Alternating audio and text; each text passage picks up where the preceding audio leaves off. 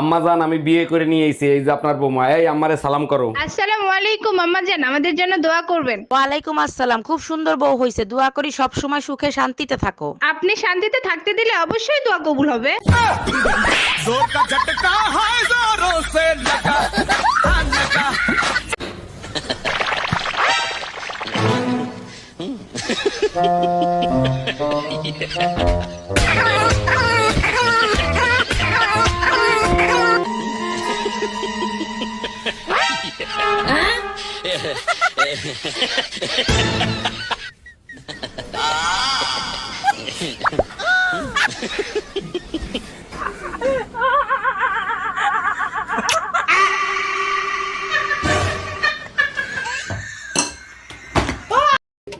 বাবু বাবু, তোমার বান্ধবীরা আসতেছে।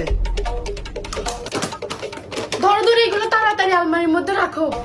কেন, তোমার বান্ধবীরা কি শোন নাকি? আরে না, ওদের জিনিসগুলো ওরা চিনি ফেলবে। এক গ্লাস জল দাও তো। আরে গ্লাস উপরে ধরো, আরে কলের মুখে ধরো, আরে ওই মুখে না।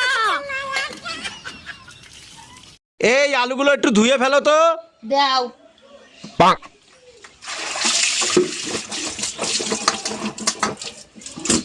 কি করলে এটা? তুমি তো বলে ধুয়ে ফেলতে। আয় রে পোড়া কপাল। দাদা ফাঁকা হবে? হ্যাঁ, খালি আছে। কত করে? ইস্যু করলে 2 টাকা আর হাগলে 5 টাকা। বলছি আমার কাছে না 5 টাকাই আছে। এখন আমি যদি হাগু করতে করতে একটু হিসু করে ফেলি, আমাকে 7 টাকা দেওয়া লাগবে? যান যান যান। এই হাতে করে একটু জল নিয়ে আসো তো। আরে মগটা নিয়ে আসবা তো। তো মগে জল আনবা না।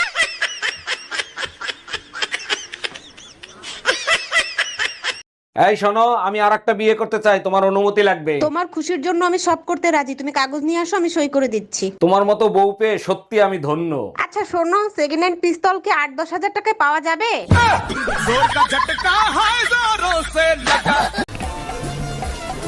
মাম্মা মাম্মা, হ্যাঁ বলো। পাপা তোমার জন্য স্যুপ এনেছে। তোমার পাপা জানে না আমি যে স্যুপ খাই না? তা খাবা কেন? তুমি তো সারাদিন পাপার মাথা খাও।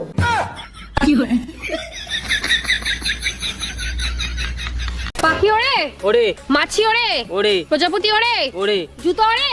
ওরে। এইবার তো তুই ভুল করেছিস, জুতো তো ওরে না। কে বলছে ওরে না? তুমি দেখবা। ও মা, আজকে স্কুলে যাব না।